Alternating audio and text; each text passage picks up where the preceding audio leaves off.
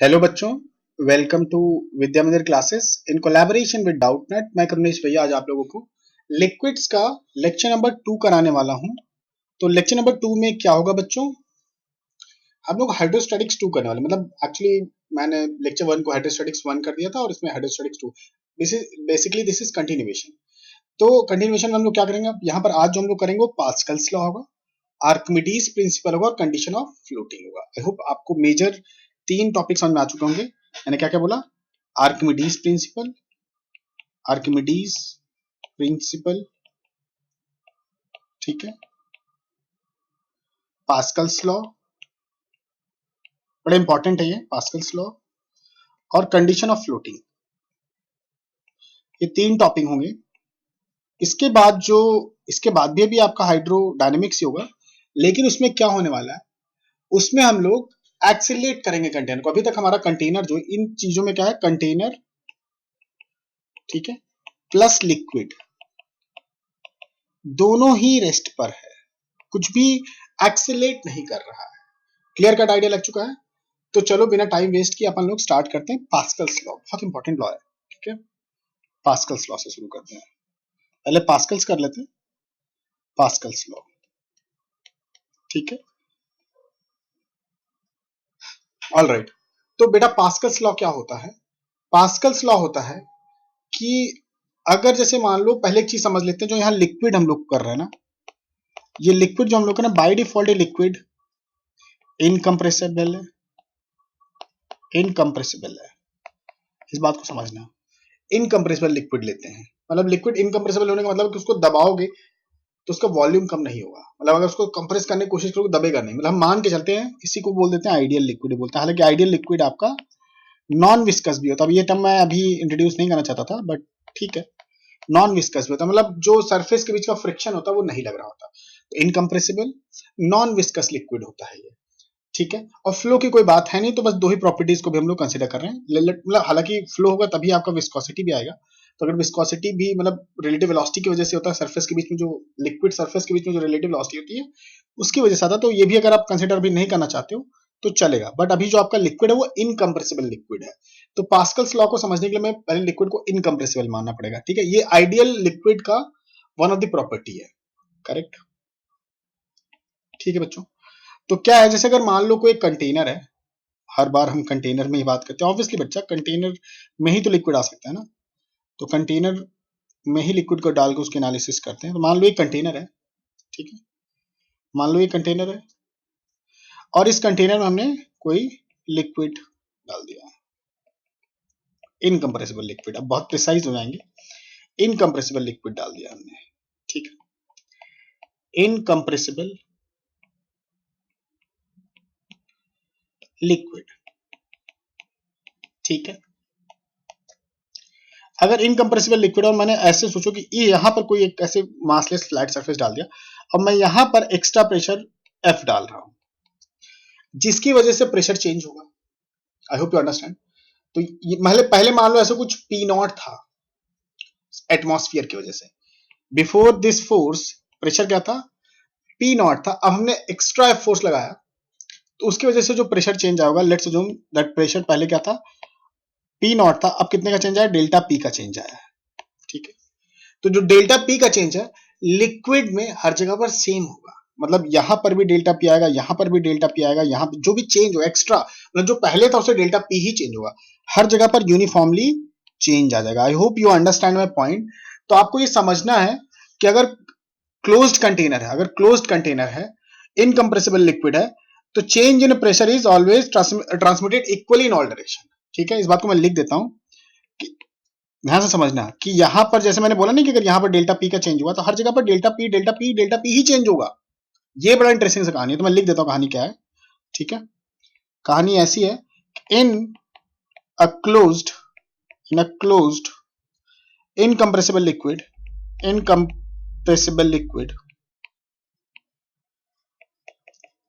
ठीक है, change in pressure,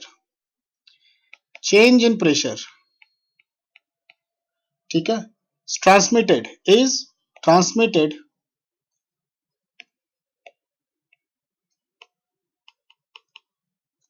equally in all direction.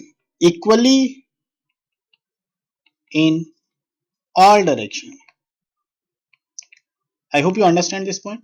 मतलब अगर मैंने यहां पर कोई चेंज किया है डेल्टा पी के, तो हर जगह पर इक्वल चेंज हो जाएगा प्रेशर का। I hope you understand. Again you need to understand. जैसे अच्छा बहुत सारे बच्चे कहेंगे भैया यहाँ पे कितना होगा, यहाँ वॉल पे आपने तो नीचे की तरफ प्रेशर अगर आपने इधर चेंज किया, तो यहाँ अगर डेल्टा पी चेंज किया तो यहाँ पे भी डेल्टा पी इधर की तरफ होगा, यहाँ पे डेल्टा पी इधर की तरफ होगा, डेल्टा पी यहाँ की तरफ होगा, तो हर तरफ सेम अमाउंट में चेंज हो जाएगा, हर पॉइंट पे इक्वल ट्रांसमिशन जो होता है इक्वल होता है।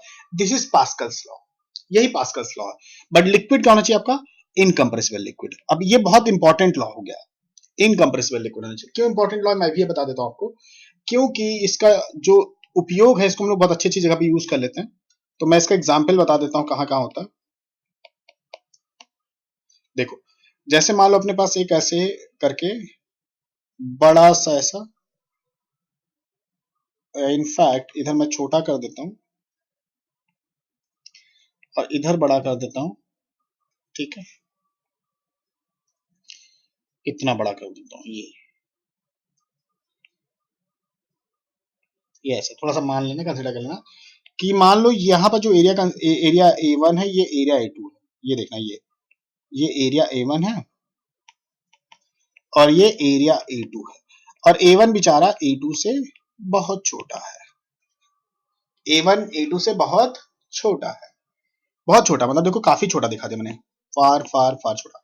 तो फंडा हुआ, तो मान लो मैं इसमें अब एक कुछ इनकंप्रेसिबल ब्लू लिक्विड डाल देता हूँ, ठीक है, ऐसे करके मैंने मान लो इनकंप्रेसिबल ब्लू लिक्विड डाल दिया, ऐसे ऐसे करके, और यहाँ पर भी एक मासलेस प्लेटफॉर्म लगा दिया और यहाँ पर भी मासलेस प्लेटफॉर्म लगा दिया, ठीक है।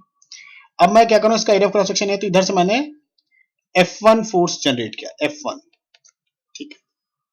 पहले तो जो प्रेशर रहा होगा, अगर मैंने मान लो यहाँ पर F1 फोर्स जनरेट किया, तो उससे प्रेशर में कितना चेंज आएगा, तो pressure is going to be perpendicular force which is F1 upon area of cross section which is A1। तो यहाँ पर जो प्रेशर का चेंज हुआ, तो P1 एक्चुअली जो P1 है that is change in pressure at location 1, change in, ये हमने एक्सटर्नल सोर्स से किया, तो चेंज इन प्रेशर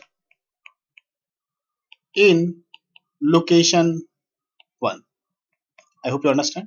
तो आपने क्या किया, इतना चेंज कर दिया, डेल्टा पी है यहाँ पर basically that is P1 which is F by A1, ठीक है। अच्छा अगर यहाँ पर जितना चेंज हुआ, क्या हर जगह पर सेम चेंज होगा, यस, हर जगह पर सेम चेंज होगा प्रेशर का, हर जगह equal transmission of the pressure होगा। तो यहां पर भी इस पॉइंट पे जो यहां पर लगा प्लेटफॉर्म, यहां पर भी सेम चेंज होगा। तो एक्चुअल में क्या होगा कि यहां पर जो प्रेशर आएगा वो P1 ही आएगा, P1 ही आएगा। आई hope you understand.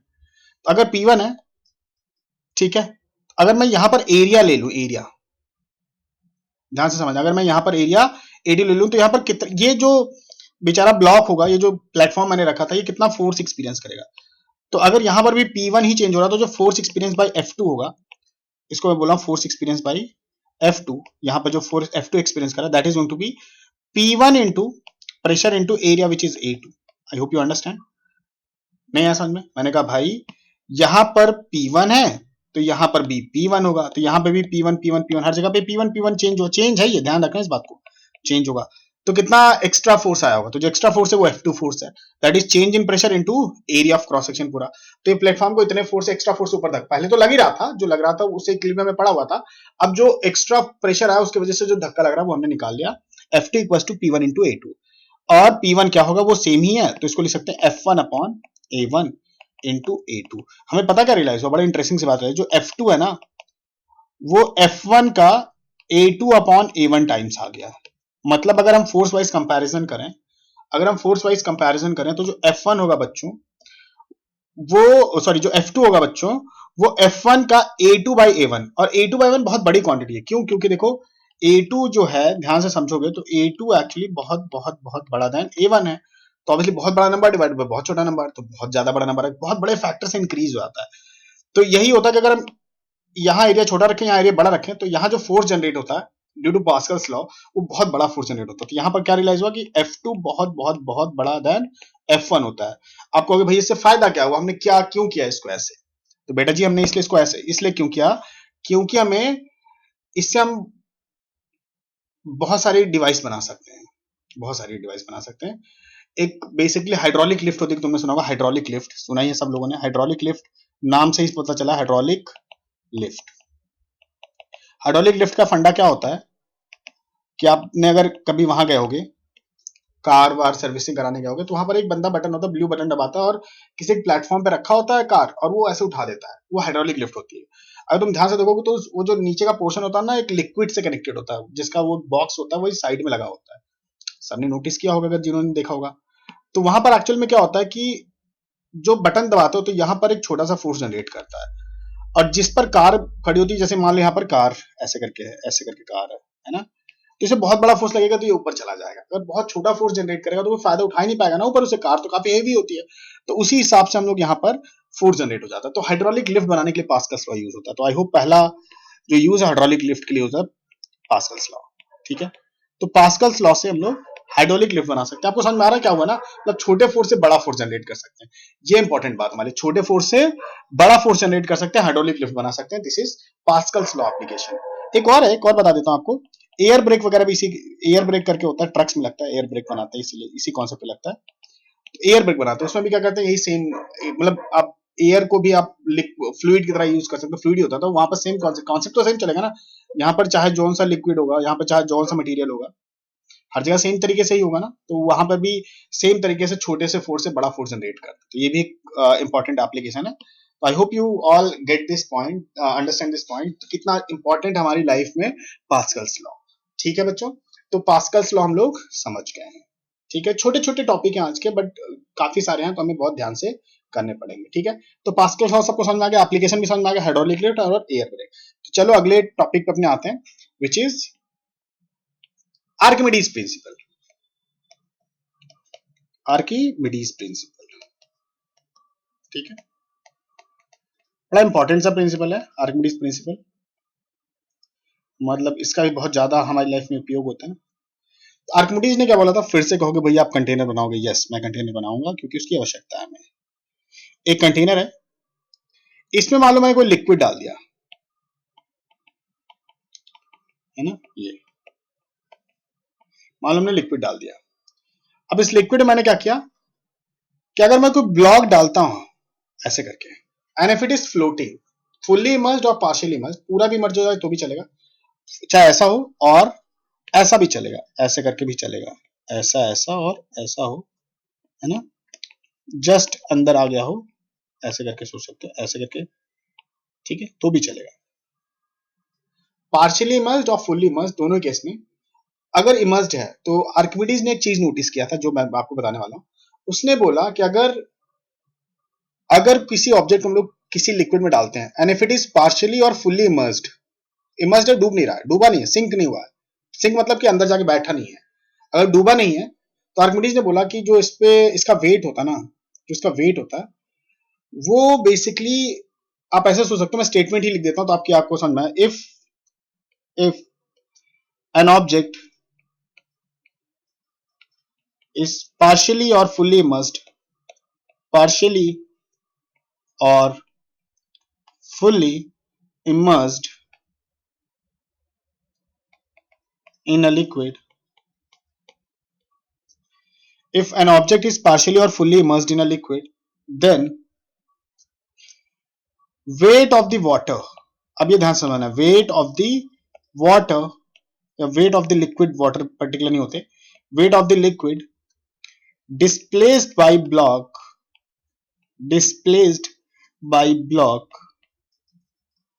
weight of the liquid displaced by block is equal to the weight of the block. Weight of the, ध्यान से सुनना, weight of the liquid displaced by the block is equal to the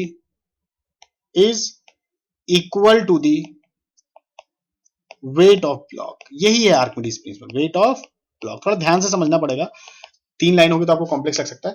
मैं समझाता हूं, कह रहा है कि देखो जगह मान लो ये ब्लॉक तुमने इसमें डाला है, ठीक है, अगर इस ब्लॉक को तुमने यहां डाला तो ये इतना हिस्सा इसमें डूबा हुआ है, तो इतना ही लिक्विड इसने डिस्प्लेस किया, दिस इज लिक्विड डिस्प्लेस,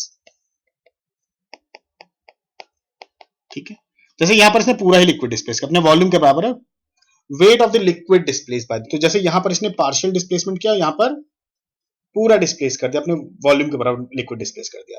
तो आर्किमिडीज कहता है भैया जो वेट है ना, जो इस ब्लॉक का वेट है, ब्लॉक का वेट है, ये तुम्हारा जो वॉल्यूम डिस्प्लेस्ड होगा, जो वॉल्यूम डिस्प्लेस्ड होगा, तो वॉल्यूम कितना डिस्प्लेस होगा, जितना वॉल्यूम मतलब जितना वेट डिस्प्लेस्ड होगा, तो वेट कितना होगा, वॉल्यूम ऑफ द ऑब्जेक्ट जो कि डिस्प्लेस कर, यहाँ पहले वाले केस में क्या वी, विच इज, इसको हम लोग वी इमर्ज भी बोल सकते हैं, वी इमर्ज्ड इनटू लिक्विड की डेंसिटी ही यूज करनी पड़ेगी क्योंकि उसी का वेट निकाले इनटू जी, है ना, उसी का तो निकालना हम लोग वेट, तो ये हो जाता है। तो जो वेट ऑफ द ब्लॉक होता है, या we can say mg mass of the block into g, block, यही तो समझना, ये तो मैजिक तक ही, जितना अगर डूबा नहीं है ना, डूबा नहीं है ना, तो जो वेट अगर तौलोगे ऐसे, जो वेट ऑफ द ब्लॉक होगा, ऐसे एक side wait of the block लिख दो, और जितना वॉल्यूम इसने डिस्प्लेस किया है लिक्विड का, उन दोनों को अलग अलग वे करोगे तो दोनों सेम आएगा। यही तो लॉ था, ये ऑब्जर्वेशन थी, लेकिन तभी वैलिड जब इट इज पार्शियली और फुल्ली इमर्स्ड, डूबना नहीं चाहिए बस, ठीक है। तो mg equals to V immersed rho into जी।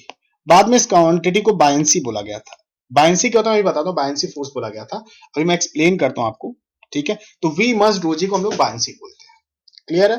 तो ये आर्किमिडीज प्रिंसिपल है, आर्किमिडीज ने बताया था। हालांकि आप इस प्रिंसिपल को बहुत आसानी से प्रूफ कर सकते हो। अब कहोगे भैया प्रिंसिपल है तुम प्रूफ कैसे कर ले रहे हैं, yes we can do that. कई बार ऐसा होता है कि साइंटिस्ट लोग ना ऐसे ऑब्जर्व करते हैं, फिनोमेना को लिखते हैं, बाद में बेसिक थ्योरी से वो प्रूव हो जाते हैं, ठीक है। तो कोई बहुत बड़ी बात नहीं, अगर प्रूव हो गया तो कोई बात नहीं, चलेगा, ठीक है। तो अगर इस ऑब्जेक्ट को समझ में आ गया, कॉन्सेप्ट तो समझ में आ चुका है आपको, ठीक है। तो मैं प्रूफ करके दिखाता हूँ, उसका प्रूफ क्या होगा। फिर से मैं कंटेनर बनाऊंगा, ठीक है, और इसमें फिर से मैं नीला लिक्विड डाल दूंगा, येलो ब्लू कलर का, ठीक है। और लेट्स अज्यूम कि जो इसमें आपने ब्लॉक डाला है वो यहाँ पर है, ठीक है, प्रॉपर ब्लॉक बना देते हैं, ठीक। ये व्हाइट ब्लॉक है, ये अंदर ऐसे फ्लोट कर रहा है, फ्लोट कर रहा है मतलब डूबा नहीं है, डूबेगा नहीं इस लिक्विड में। ये देखो मैंने पूरा इसलिए अलग दिखा दिया, डूबा नहीं है यहाँ पे, ठीक है। तो अगर ये डूबा नहीं है तो ये पूरा का पूरा क्या है, स्टेशनरी है, स्टेशनरी है, मतलब एट रेस्ट है, मतलब नेट फोर्स जीरो। बहुत सारे मतलब निकल जाते हैं आप समझोगे तो, ठीक है। तो इस पे नेट फोर्स जीरो है बच्चा। तो मैंने कहा अच्छा जी नेट फोर्स जीरो है, बहुत अच्छी बात है। इसकी हाइट जो है ना वो h है, h हाइट मान लेते हैं, और एरिया ऑफ क्रॉस सेक्शन को a ले लेते हैं, जो ऊपर का एरिया ऑफ क्रॉस सेक्शन है उसको a ले लेते हैं, ठीक है। तो मैंने कहा ऐसा करते हैं, इस ब्लॉक का एफबीडी बना लेते हैं, ऐसे ब्लॉक अलग से हमने निकाला और इसका एफबीडी निकाला। तो इस पे क्या लग रहा है, इधर ऊपर से प्रेशर आ रहा होगा, आपको समझ में आ रहा होगा, ऊपर से प्रेशर आ रहा होगा, नीचे से प्रेशर आ रहा होगा। साइड वाले तो कैंसिल करोगे, जो इधर से आ रहा होगा, जो आगे पीछे से आ रहा होगा कैंसिल करोगे, क्यों, क्योंकि ऊपर से जो प्रेशर आ रहा है वो कम होगा, नीचे से जो आ रहा है ज्यादा होगा। बट साइड से जो आ रहा होगा दोनों हर पॉइंट पे सेम होगा, क्योंकि हॉरिजॉन्टल एंगल जो प्रेशर होता है सेम होता है, तो हॉरिजॉन्टल प्लेन पे सारा प्रेशर सेम है, तो एक दूसरे को कैंसिल कर दे रहा हूँ, उससे जो फोर्स आ रहा होगा, ठीक है। तो वर्टिकल फोर्स ही मैटर कर रहा है यहाँ पे, और इसका नीचे की तरफ वेट भी लग रहा होगा, करेक्ट है। तो यहाँ प्रेशर P1 है, यहाँ प्रेशर P1, इसके करस्पॉन्डिंग जो फोर्स है वो F1, इसके करस्पॉन्डिंग जो फोर्स है वो F2 है। अगर मैं फोर्स बैलेंसिंग की बात करूं तो देखो बड़ा आसानी से फोर्स बैलेंसिंग होगा। हम क्या लिख सकते हैं, P1 into area plus mg equals to P2 into area ऊपर की तरफ। देखो कैसे पता, देखो जी ये P1 है into area of cross section, ठीक है, ये एरिया ऑफ क्रॉस सेक्शन। तो P1 into area of cross section, नीचे की तरफ फोर्स प्रेशर P1 प्रेशर की वजह से हमने यहाँ P1 प्रेशर मान लिया, ठीक है। हमने यहाँ पर प्रेशर P1 मान लिया, और यहाँ पर कितना मान लिया, P2 मान लिया, करेक्ट है। ये देखो ये ऐसे करके है, ये एरिया के लिए बता रहा हूँ, एरिया तुम्हारा ऐसे कंफ्यूज मत होना, ये ऐसे करके 3D में, ठीक है। और mg भी नीचे लग रहा है, प्रेशर P1 से जो फोर्स जनरेट हो रहा है वो नीचे लग रहा है, mg भी नीचे लग रहा है, दोनों का सम मस्ट बी इक्वल टू जो नीचे से प्रेशर आ रहा है ऊपर की तरफ उसके बराबर है, ठीक है। तो हमें क्या इंटरेस्टिंग सा पॉइंट नजर आया कि mg इक्वल टू जो होता है which is P2 minus P1 into area, ठीक है। अब अगर तुम ध्यान से देखोगे तो जो यहां प्रेशर है और जो यहां प्रेशर जस्ट यहां इसका रिलेशन हमें h के साथ पता होता है, हमने शुरुआत में पढ़ रखा है।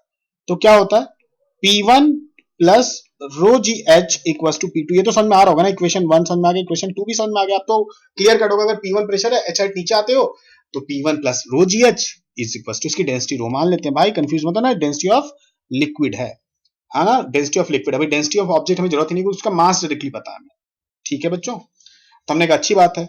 तो जो P2 माइनस P1 समझ में आ रहा है ना, वो एक्चुअल में क्या है, रो जी एच है। तो हम लोग P2 माइनस P1 को रो जी एच लिखेंगे तो देखो क्या आएगा, mg equals to rho g h into a. आपको इससे फायदा क्या हुआ, देखो इससे फायदा क्या हुआ कि जो एम जी होता है वो तुम्हारा रो जी एच इंटू ए हो गया। अच्छा एच इंटू ए क्या होगा, अगर तुम ध्यान से देखोगे तो इसका वॉल्यूम होगा और ये इसका वॉल्यूम है, तो ये पार्ट इमर्स्ड है उसका वॉल्यूम। यहाँ तो पूरा ही डुबा दिया हमने तो इसलिए पूरा वॉल्यूम ले लिया। अगर पार्शियल होता तो भी उस केस में भी सेम ही आता, अगर पार्शियल डुबा होता तो भी सेम ही आता, तब वो इमर्स वाला पार्ट आता। तो ये जो एक्चुअल में वॉल्यूम है ये इमर्स पार्ट का वॉल्यूम है, तो हालांकि इस केस में हमारा पूरा ही डूबा है, तो रो जी वी इमर्स्ड। तो यही तो आर्किमिडीज प्रिंसिपल था, अगर आपको याद हो तो यही तो आर्किमिडीज प्रिंसिपल था कि जो V immersed rho of the liquid, इसको लिक्विड लिख सकते हैं हम लोग, rho of the liquid into g equals to weight of the block. M क्या है, weight of the block, m g तो वेट ऑफ द ब्लॉक ही है ना भाई। I hope you understand that point. इसी को मैंने जो बोला था इसी को बायनेंसी बोल दिया था मैंने कहा था ये बायनेंसी होगा। इनफैक्ट अगर तुम बायनेंसी को ध्यान से देखोगे, बायनेंसी को ध्यान से देखोगे ना, ध्यान से समझना, अगर बायनेंसी को ध्यान से देखोगे तो B equals to V immersed rho liquid into g, और ये हमने कहां से प्रूव किया था, ये था P2 minus P1 into area. तो ये बायनेंसी की तीन वैल्यूज हैं, इसको आपको दिमाग में रखना है, ये बहुत इंपॉर्टेंट है।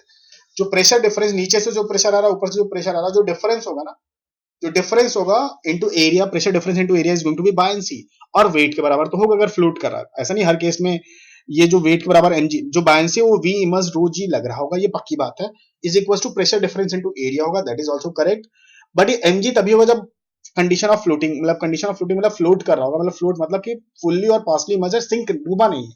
हर एक केस में मत लगा देना, ऐसा नहीं कि हर जगह चिपका रहे हो बढ़िया मस्त फर्स्ट क्लास, ये तो नहीं कर सकते आप, ठीक है।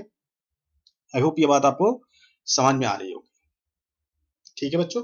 तो ये आर्किमिडीज प्रिंसिपल आपको क्लियर कट समझ में आ गया। तो जो हम नोट कंक्लूजन लेंगे इसका, फाइनल लेंगे, तो कंक्लूड क्या होगा कि जो बायनेंसी ने आर्किमिडीज ने बताया था, बोला था बायनेंसी इक्वल्स टू mg होगा हमेशा, और बायनेंसी की जो वैल्यूज है वो ये होगा, ये क्लियर कट दिमाग में डाल देंगे। तो ये इंपॉर्टेंट पॉइंट है, ये आर्किमिडीज के हिसाब से तभी ये वैलिड कब है, valid only only block is not, block is not synced, डूबा नहीं होना चाहिए, इस बात को ध्यान रखेंगे, सिंक नहीं होना चाहिए, सिंक हो गया तो ये बात होल्ड नहीं करेगी, ठीक है।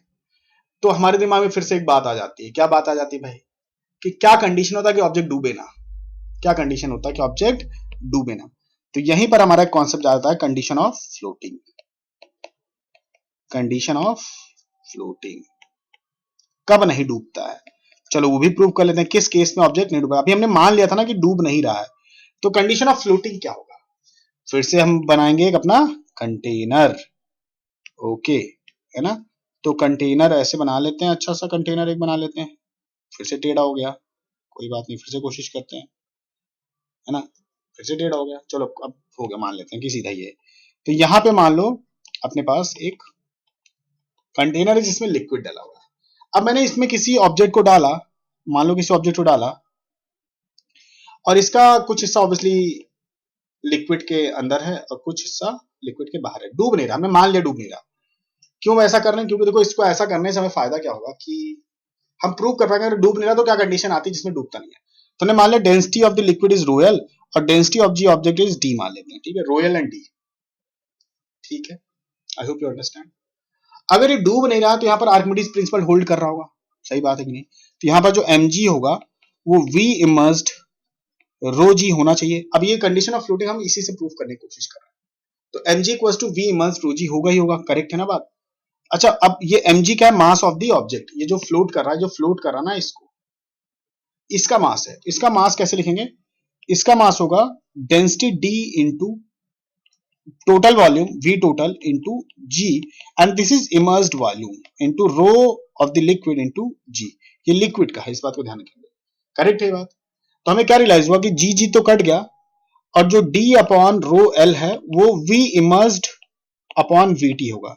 अच्छा ध्यान रखना, अगर ये डूबा नहीं, हमने मान लिया डूब नहीं रहा, हमने मान के तो प्रूव करेंगे ना भाई, अगर हमने मान लिया डूब नहीं रहा है तो हमें क्या रियलाइज हुआ कि जो V इमर्स्ड होगा, जो डूबा नहीं, पूरा नहीं डूबा है, तो V इमर्स्ड हमेशा V टोटल से कम होगा। मैक्स मैक्स क्या हो सकता है, फ्लोट करने के लिए पूरा डूबा होगा, तो उस केस में 1 होगा, और जब जस्ट अंदर होगा तो इसका मतलब दोनों की डेंसिटी सेम होगी, मतलब पूरा डूब गया होगा तो जस्ट पूरा डूबा होगा तो इसका मतलब दोनों की डेंसिटी सेम है, क्योंकि उस केस में ये 1 हो जाएगा। लेकिन बाकी हर एक केस में ये लेस देन 1 होगा, पक्की बात है, लेस देन 1 होगा, तो इसका मतलब D must be less than rho L होना चाहिए। मतलब जो ऑब्जेक्ट की डेंसिटी है ना वो तुम्हारा लिक्विड की डेंसिटी से कम होगा तो डूबेगा नहीं, अगर ज्यादा होगा तो डूब जाएगा, इस बात को ध्यान रखेंगे। तो कंडीशन ऑफ फ्लोटिंग क्या है? कंडीशन ऑफ फ्लोटिंग बहुत आसान सा है। कंडीशन ऑफ फ्लोटिंग क्या है कि density of object must be less than density of liquid। लो जी, कमाल की बात निकल गई, कंडीशन ऑफ फ्लोटिंग निकल आया। ठीक है, अब कंडीशन ऑफ फ्लोटिंग अगर आर्किमिडीज प्रिंसिपल आ गया, आई होप यू अंडरस्टैंड। अगर कंडीशन ऑफ फ्लोटिंग और आर्किमिडीज प्रिंसिपल अपना हो चुका है, तो हम लोग एक इंटरेस्टिंग सी बात करते हैं। वो क्या है? एक डिवाइस इससे बनाया गया था, इसके एप्लीकेशन में बेसिकली वो पढ़ लेते हैं, फिर इसके क्वेश्चन करते हैं एक आध। ठीक है, तो एक डिवाइस था जिसको हम लोग बोलते हैं हाइड्रोमीटर। हाइड्रो नाम से पता चल रहा होगा, इसका एप्लीकेशन है, इस बात को ध्यान रखेंगे। कंडीशन ऑफ फ्लोटिंग का एप्लीकेशन है। फटाफट लग रहा है क्या? बहुत देखो, फटाफट नहीं, आसान सी चीजें तो जल्दी जल्दी निकल जाती है ना, ये तो आसान ही चीजें, कुछ ज्यादा मुश्किल तो है नहीं। एप्लीकेशन की बात कर रहे हैं हम लोग आर्किमिडीज प्रिंसिपल की। भैया आप 25-30 मिनट में बहुत सारी इन्फॉर्मेशन थ्रो कर रहे हो, तो क्या हो गया? मतलब इतनी मुश्किल इन्फॉर्मेशन भी तो नहीं है, हो जाएगा ना, समझ में आ जाएगा। तो एप्लीकेशन की बात करते हैं, एंड इसका पहला एप्लीकेशन है हाइड्रोमीटर। हाइड्रोमीटर क्या होता है कि ये एक्चुअली एक डिवाइस होता है जो किसी भी लिक्विड की डेंसिटी मेजर करता है। इट इज अ डिवाइस, लिख लेते हैं, it is a device which measures density of liquid.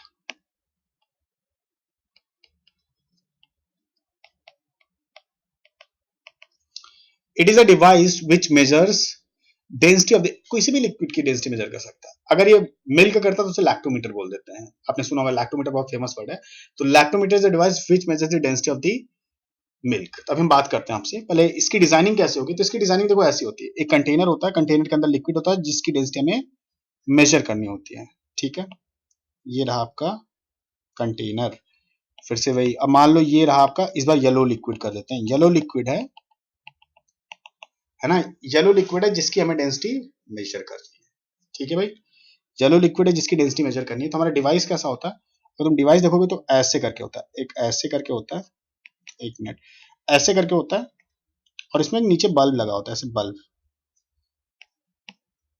ठीक है, ऐसे करके, ऑल राइट, ऐसे करके बल्ब लगा होता है। ठीक है, आई hope you understand this point. और यहां पर मार्किंग होती है, ऐसे ऐसे करके, ऐसे करके मार्किंग होती है, ऐसे ऐसे ऐसे। ठीक है, और ये बल्ब अपना ही है, तो इसका वॉल्यूम हमें वी नॉट पता होता है, और इसका क्रॉस सेक्शनल एरिया पता होता है। ध्यान से समझना, इसका क्रॉस सेक्शनल एरिया पता होता है। इस डिवाइस को जब हम इस लिक्विड में डालते हैं ना, इस डिवाइस को जब हम लिक्विड में डालते हैं तो ये फ्लोट करता है।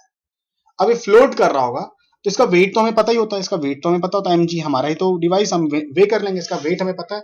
अगर इसको हम किसी लिक्विड में डालते तो ये बेसिकली क्या करेगा? फ्लोट कर रहा। अगर फ्लोट कर रहा, डूब गया तो समझ जाओ, तो हमारे मतलब हर एक डिवाइस एक रेंज होता है, तो उस रेंज के हिसाब से हम डेंसिटी निकालने की कोशिश करते हैं। जैसे density of the liquid, milk तो फिक्स होती है ना, तो एक रेंज में ही वाला डिवाइस हम लोग डिजाइन करेंगे। ऐसा नहीं कि कोई भी लिक्विड लेके उसमें डाल देंगे तो वो फ्लोट ही करेगा। हर लिक्विड में डिवाइस फ्लोट नहीं करेगा, बट हमें पता होता है कि किस में करना है, क्योंकि उस पर लिखा रहता है कि इन लिक्विड्स के लिए वैलिड है ये, है ना। वो डिजाइनिंग के समय ध्यान रखते हैं। आई होप ये बात तो समझ में आ रही है, छोटी छोटी बात। तो मान लो यहाँ पर ये फ्लोट कर रहा, अब फ्लोट कर रहा होगा तो क्या होगा? फ्लोट कर रहा होगा तो आर्किमिडीज कहता है कि भाई जो mg होगा वो क्या होगा? वी इमर्स्ड रो जी के बराबर होगा, रो लिक्विड के बराबर होगा। तो अच्छा, अच्छी बात होगी, करा कीजिए। अच्छा, रो लिक्विड के बराबर है तो ऐसा करते हैं, रो लिक्विड निकल गया ना अपना, क्या होगा? mg upon V immersed into g. Correct, V immersed into g, अच्छी बात है जी। अब करा जी जी कट गया तो रो एल क्या होगा? रो ऑफ द लिक्विड होगा, मास अपॉन वी इमर्स्ड। अब मास हमें पता है, अगर वी इमर्स्ड पता है तो हमारे लिक्विड की डेंसिटी पता चल जाएगा। तो बात कहोगे भैया आपको कैसे पता मास कितना है, वॉल्यूम कितना है, कितना वॉल्यूम डूबा हुआ? तो देखो, वॉल्यूम ऑफ द बल्ब तो हमें पता ही होता है obviously. Volume of the bulb, ये जो बल्ब लगा इसका वॉल्यूम ने वी नॉट मान लिया, तो mass upon V nought plus plus area of cross section अगर इसका पता है, तो हमें जो यहाँ रीडिंग होती है 1 2 3 सेंटीमीटर में होती होगी, मीटर में होती होगी, तो ये रीडिंग होती होगी। मान लो ये रीडिंग कितनी है? एक्स है, ये एक्स पार्ट डूबा हुआ है। मान लो कितना डूबा है? एक्स पार्ट डूबा हुआ है, तो a इंटू एक्स हो जाएगा। I hope you understand. m upon V nought plus a x चलेगा, m upon V nought plus a x. तो यहां पर हमें ऑल टुगेदर देखो, मास हमारे पास पता ही होगा, ऑलरेडी फिटेड होता है, तो हमें क्या चाहिए होता है? रीडिंग में एक्स, हमारी रीडिंग जो होती है वो एक्स होती है। अगर एक्स की वैल्यू डालेंगे तो सीधा डेंसिटी ऑफ द लिक्विड मिल जाएगा हमें, जो भी लिक्विड होगा उसकी डेंसिटी मिल जाएगी हमें। क्लियर है बात? तो देखो कितनी आसानी से हमने डिजाइन कर लिया, किसी भी लिक्विड की डेंसिटी हमें निकालना हो तो इस फॉर्मूले से निकल जाएगी। तो आई hope you understand this thing. आसान सी ही चीज थी, ज्यादा मुश्किल तो नहीं डेंसिटी ऑफ द लिक्विड निकालना। देख लो, नहीं तो कहोगे बाद में आया नहीं है ना समझ में, इसलिए बोलो, ध्यान से देखो। बोल तो नहीं पाओगे अभी, बट हाँ ठीक है, आप इसे देखो ध्यान से प्लीज। तो दिस इज द रीडिंग, अब यू पुट दिस वैल्यू, और इसी से हम एक्चुअली लैक्टोमीटर बनाते हैं। लैक्टोमीटर क्या होता है? तो लैक्टोमीटर बेसिकली एक ऐसा डिवाइस है, ध्यान से समझना, लैक्टोमीटर एक ऐसा डिवाइस है ना, जिससे हम लोग डेंसिटी ऑफ मिल्क मेजर करते हैं। कई बार पूछ लेता है, तो डेंसिटी ऑफ मिल्क के लिए यूज होता है ये। आई होप यू अंडरस्टैंड। तो डेंसिटी ऑफ मिल्क के लिए यूज होता है। अब अच्छा इंटरेस्टिंग सी बात क्या होती है कि जैसे अब बहुत पुराने, अभी तो ऐसा नहीं होता, बहुत पुराने टाइम में क्या होता था कि जो कुछ मतलब जैसे यूपी हो गया, बिहार हो गया, ऐसे स्टेट्स में ना मिल्क की डेंसिटी मेजर करने के लिए कुछ इंस्पेक्टर्स भी होते थे, तो ये लैक्टोमीटर लेके डालते थे। वो क्या करते थे कि जैसे मान लो कोई ग्वाला जो दूध बेचता है, वो क्या करता है, अगर दूध लेके जा रहा है तो उसमें चेक करते, तो लैक्टोमीटर डाल के डेंसिटी चेक करते थे। अगर एक जो परमिटेड डेंसिटी है अगर उससे कम आया तो इसलिए उसमें पानी मिला के रखा, तो उससे फाइन वाइन लगता था। आई होप यू अंडरस्टैंड। ये तो सुना होगा आपने कि जो पानी मिलाते हैं उनको फाइन लग जाता है। तो ये चीज है, फूड कंट्रोल में आता है, तो फूड कंट्रोल के लिए करते हैं ऐसा कि कोई मिलावटी ना मिले। तो बट आजकल लोग बड़े साथी हो गए हैं, वो कुछ ना कुछ ऐसा पानी मिलाते हैं, ऐसा लिक्विड मिलाते हैं जिससे डेंसिटी उसी के आसपास आती है ना। तो ये बात समझना। तो ये बहुत इंपॉर्टेंट डिवाइस अपने लिक्विड चैप्टर के लिए, हम इसको यूज करते रहेंगे क्वेश्चंस में बार बार। ठीक है, तो हमारे सारे डिवाइसेस हो गए। तो चलो अब क्वेश्चंस करते हैं। अब इन्हीं पे बेस्ड हम कुछ क्वेश्चन करते हैं, इनफैक्ट आर्किमिडीज प्रिंसिपल पर ही बेस्ड क्वेश्चन करते हैं। ठीक है, अच्छा आर्किमिडीज प्रिंसिपल में जैसा मैं छोटा सा एग्जांपल और देता हूँ, क्वेश्चन के थ्रू ही देखते हैं। देखो जैसे मान लो एक स्प्रिंग अपने पास,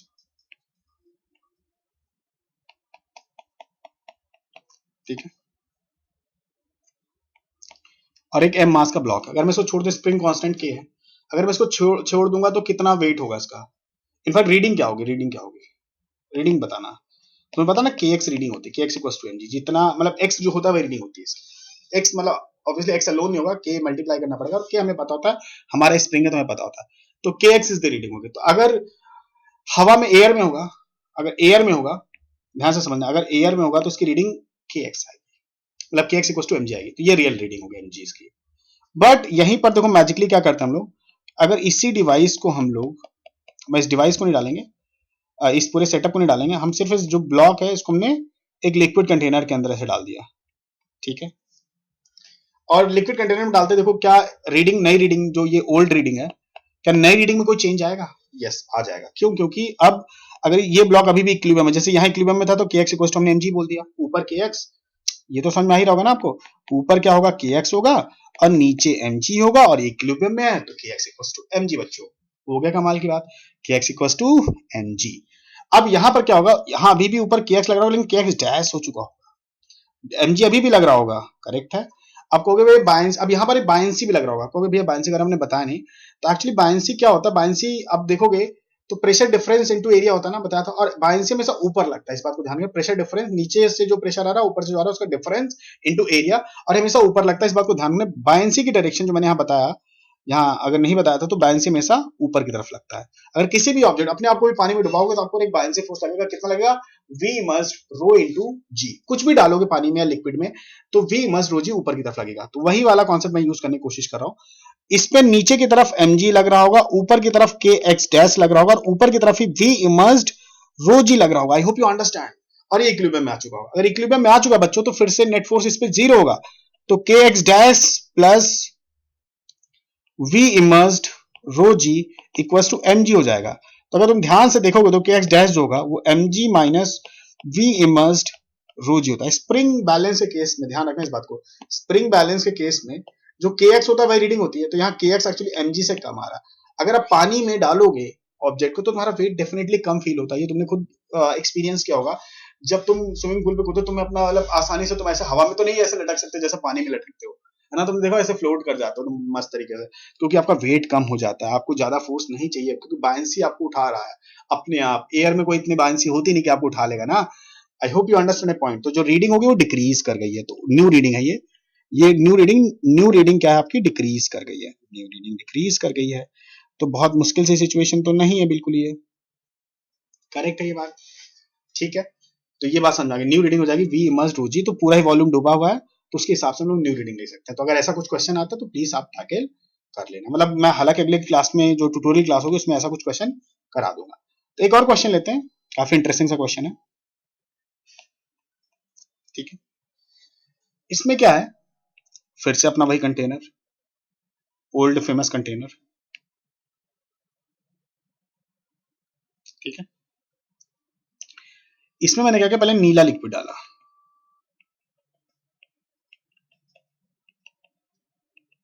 ठीक है। इसकी डेंसिटी रो है,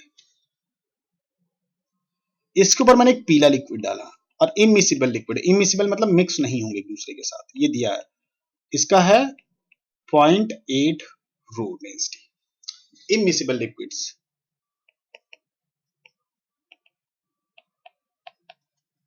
ठीक है, मिक्स नहीं होंगे, they do not gate mixed, they do not gate mixed बच्चों, आ रहा होगा समझ में। तो ये यहाँ बाउंड्री है, ये बाउंड्री है, ये बाउंड्री, इसको हालांकि दिखाऊंगा नहीं मैं, बट बाउंड्री है, ठीक है। ये मिक्स नहीं हुआ, तो ये कंटेनर में ऐसे पड़ा हुआ था। आपको भैया अब आगे क्या करोगे, मैंने कहा कि ऐसा करते हैं, ब्लॉक लेते हैं, एक छोटा सा ऐसे ब्लॉक लिया हमने, देखो ये ब्लॉक लिया हमने ऐसे करके, और जब इस ब्लॉक को हमने इसमें ड्रॉप कर दिया तो इसकी डेंसिटी मैटर करेगी, ध्यान से सुना, इसकी डेंसिटी मैटर करेगी। क्या डेंसिटी, अगर मान लो इसकी 0.9 रो है, मतलब येलो लिक्विड से ज्यादा है बट ब्लू लिक्विड से कम है इसकी डेंसिटी, तो क्या होगा, अगर मैं इसको इसमें छोड़ दूंगा तो क्या होगा। तो इंपॉर्टेंट सी बात जो होगी वो ये होगा कि ये पहले वाले लिक्विड में तो डूब जाएगा, क्योंकि इसकी डेंसिटी ज्यादा है, आपको पता है डेंसिटी ज्यादा होती है ऑब्जेक्ट की तो डूब जाता है, कम होता है तो फ्लोट करता है, याद है ना, ऊपर ही बताया अभी कि इसकी डेंसिटी इससे ज्यादा है। ये क्यूबिकल, इसका क्यूबिकल है, इसकी डेंसिटी पता है साइड ए है मान लेते हैं, ठीक है। क्यूबिकल ब्लॉक है, क्यूबिकल ब्लॉक समझ में आ रहा होगा ना, ऐसे ऐसे करके बना सकते हो आप क्यूबिकल, ठीक है। अब इसको मैं इसमें डुबाऊंगा तो 0.8 रो वाली डेंसिटी में तो डूब जाएगा, लेकिन 0.9 वाले से रो वाला डूबने नहीं देगा, क्योंकि उससे तो डेंसिटी इसकी कम है, तो ये कहीं बीच में जाके फंसेगा। आपको रियलाइज हो रहा है, ऐसे करके देखोगे तो ये ऐसे करके कहीं बीच में जाके फंस जाएगा, ठीक है। मैं इसको और अच्छे से बना देता हूँ, ये ऐसे करके जाके कहीं पे फंस जाएगा, मतलब ये देखो ये पोर्शन आपका ऐसे बना देता हूँ, ये वाला आपका ब्लू वाले पार्ट में हो गया ये, है ना। तो कौन सा फ्रैक्शन किसमें ही बताना आपको, find fraction in the blue liquid, find fraction immersed in blue liquid, correct है, आ ही रहा होगा सबको, इतना कुछ मुश्किल तो मैंने अभी कराया नहीं है, ठीक है। तो बहुत सारे बच्चे पता गलती क्या करते हैं, अब ये है तो इक्विलिब्रियम पे, तो इस पे नेट फोर्स बैलेंस कर सकते हैं, तो बहुत सारे बच्चे सोचते हैं, ऐसा करते हैं कि इस पे बायंसी ऊपर लग रही होगी, इस पे बायंसी नीचे लग रही होगी, ये गलती बंद कर दो, ये गलती मत करना। एनजी नीचे है, बायंसी ऊपर नीचे होगा, उस हिसाब से मत करना। पहले ये सोचना कि नीचे ऊपर बायंसी के बारे में मत सोचना, बायंसी इज ऑलवेज अपवर्ड, और बायंसी किसके बराबर होता है, वेट के बराबर होता है। चाहे इस लिक्विड की बात करें, येलो लिक्विड चाहे ब्लू लिक्विड, दोनों की वजह से इस ब्लॉक पे बायंसी ऊपर होगी, नीचे सोचना भी मत, नीचे लगती नहीं, बायंसी का मतलब ही हमने ऊपर के हिसाब से डिफाइन किया हुआ है। बायंसी हमेशा प्रेशर डिफरेंस की वजह से आता है, अगर इसको फंडामेंटल से प्रूव करोगे ना तो भी सेम आएगा, ठीक है। तो इस बात को प्लीज ध्यान रखना कि अगर तुम्हें इसको डायरेक्टली करना कि फ्रैक्शन निकालना, तो लेट्स अज्यूम कि कितना फ्रैक्शन डूबा आपका ब्लू में, अगर ये x है ना, ये x हमने मान लिया, तो ये वाला पार्ट कितना होगा, ये वाला पार्ट होगा a minus x, I hope you understand, a minus x होगा, a minus x is in the yellow part, x is in the blue part. और बहुत सारे बच्चे सोचते हैं यार बायंसी तो मैं एक ऊपर वाले में नीचे लगाऊंगा, नीचे वाले में ऊपर लगाऊंगा, बिल्कुल नहीं। क्या होगा इसमें, क्या होगा, weight which is mg is equal to, दोनों लिक्विड चाहे येलो हो चाहे ब्लू हो, दोनों का बायंसी ऊपर लगेगा, इस बात को ध्यान देना। तो चलो पहले ब्लू वाले का बायंसी देखते हैं, तो कितना, तो v मस्ट, जितना पार्ट ब्लू में डूबा है, कितना पार्ट ब्लू में डूबा है, वॉल्यूम, तो a माइनस एक्स इंटू इसका वॉल्यूम कितना होगा, ये ऊपर होगा तभी तो उससे निकालोगे ना, तो ये हो गया a minus x into a square, ये हो गया volume v immersed into rho of the liquid which is, rho of the liquid कितना भाई इसका है 0.8 रो इंटू g, और ये मैंने ऊपर दिखाया, mg नीचे और बायंसी ऊपर, mg नीचे तो बायंसी, दोनों बायंसी का sum is going to be mg, correct ना। तो ये हो गया प्लस इसका कितना पार्ट है, x पार्ट है, into a square into rho into जी बच्चों, ठीक है। आई होप ये बात आपको समझ आ रही होगी। ये बायंसी, ये वाला part buoyancy due to buoyancy due to yellow liquid, yellow है, and this is due to blue liquid. अब दोनों ही ऊपर लगेंगे, due to blue liquid. I hope you understand. ठीक है, ये बात ध्यान से समझ लो। इसको प्रूव करना चाहोगे तो आप बेसिक से प्रूव कर भी सकते हो, कोई बहुत मेजर सी चीज नहीं है। चलो आगे करते हैं। mg कितना हो जाएगा? mg को अभी आप एक एटम में कर सकते हो कैसे, a क्यूब टोटल वॉल्यूम हो गया, डेंसिटी कितना है 0.9 रो है, इंटू g। तो volume into density is going to be mass into g। तो g equals to a minus x into a square into 0.8 rho g plus x a square rho g। यहाँ पर देखो जी cut गया, रो और रो cut गया, ए square cut गया, तो कितना हो जाएगा ये a इंटू 0.9 है ना, equals to a minus x into 0.8 plus a into, यहां पर हो जाएगा a इंटू, ये तुम्हारा x ही रह जाएगा, सॉरी a इंटू एक्स नहीं होगा, ये सिर्फ x रह जाएगा, यहाँ a स्क्वायर तो कट जाएगा तो x हो जाएगा। इसको अरेंज करते हैं, a into 0.9 plus 0.8 a minus 0.8 x plus x. How much is that? So this is 0.1 a equals to, ये कितना हो जाएगा अपने पास 0.8x plus x which is going to be 0.7x. I hope you understand, not very difficult. समझ में आ रहा होगा, calculation तो बहुत क्लियर कट आपको दिख रही होगी। यहाँ पर एक बार वापस से चेक कर लेते हैं। ये है तुम्हारा a स्क्वायर 0.9, ये ऑब्जेक्ट का है, ठीक है, ये येलो का है और ये ब्लू का है, ठीक है। तो ये a हो गया, a इंटू 0.9 हो गया, a माइनस एक्स इंटू 0.8 हो गया, 0.8 इंटू एक्स, फिर ये x अकेले हो गया, ठीक है। तो ये हो जाएगा तुम्हारा, अगर तुम ध्यान से देखो तो ये तुम्हारा पॉइंट, मैंने यहाँ पे गलती कर दी, यहाँ पर तुम्हारा क्या हो जाएगा 0.2 हो जाएगा, तो पॉइंट इधर जाओगे तो 0.2x हो जाएगा, ठीक है, 0.1 नहीं होगा, तो 0.2x हो जाएगा। तो ये अगर पॉइंट लिखेंगे तो x इक्वल्स टू क्या हो जाएगा a/2, मतलब आधा हिस्सा ऊपर होगा आधा हिस्सा नीचे होगा। क्वेश्चन आसान सा था क्योंकि मैंने डेटा ऐसा ले लिया था कि आधा पार्ट ऊपर की तरफ होगा, मतलब x जो आएगा वो तुम्हारा a/2, मतलब हाफ इमर्स्ड होगा, half in the yellow liquid half in the blue liquid. Clear है क्या बात है यहाँ पे? तो बहुत मुश्किल मैंने नहीं किया था, तो यहाँ पर हाफ डूबा होगा, हाफ, है ना। तो आसान सा ही क्वेश्चन था, बट आसान तो नहीं बोलूंगा, बट क्वेश्चन में एक कॉन्सेप्ट था जो कि बहुत इंपॉर्टेंट, जो बच्चे बहुत मिस करते हैं, कि अगर यहाँ पर जो बैलेंसिंग करते हैं ना, बैलेंसिंग में क्या करते हैं बच्चे की, ऐसा करते हैं इसका जो बायनेंसी होता है नीचे लगा देते हैं, इसका बायनेंसी ऊपर लगा देते हैं, फिर वेट नीचे लगा देते हैं, and everything goes wrong, then question का आंसर गलत आ जाता है। तो हमें ये समझना है कि बायनेंसी कभी भी नीचे नहीं लगता। तो जो b इक्वल टू सीधा mg करना है ड्यू टू आर्किमिडीज प्रिंसिपल से, क्योंकि फ्लोट तो कर ही रहा है, तो आर्किमिडीज प्रिंसिपल डायरेक्टली लगा सकते हैं, तो b इक्वल टू mg कर सकते हैं, तो b हमेशा ऊपर ही लगता है। ये इसकी वजह से जो b1 आएगा, इसकी वजह से जो b2 आएगा, दोनों ऊपर लगेगा और वेट हमेशा नीचे लगेगा। आई होप यू गेट इट, बहुत ज्यादा डिफिकल्ट प्रॉब्लम नहीं है, ठीक है। तो आई होप आप लोगों को ये बातें समझ में आ रही होगी, और इसके और भी एग्जांपल मैं आपके ट्यूटोरियल क्लास में लूंगा, है ना। और बहुत लंबी क्लास रखने से क्या होता है, बच्चों का जो कंसंट्रेशन स्पैम होता है वो चला जाता है, तो आप लोग छोटी छोटी क्लास में ही समझने की कोशिश करो। तो अगली क्लास में मैं क्वेश्चंस कराऊंगा इसी के बेसिस पे, जो हमने 3 टॉपिक कवर किए हैं। पहला क्या था, पास्कल्स लॉ, दूसरा आर्किमिडीज प्रिंसिपल, फिर कंडीशन ऑफ फ्लोटिंग पे ही जो तीनों टॉपिक थे वो मैंने आज कवर कर दिए हैं। तो आई होप ये सारे टॉपिक्स आपको बहुत अच्छे से समझ में आ रहे होंगे, अच्छे से कर रहे होंगे, ठीक है। मिलते हैं अगले ट्यूटोरियल में बच्चों, बहुत ध्यान से पढ़ाई करो, अच्छे से पढ़ाई करो, ओके, थैंक यू।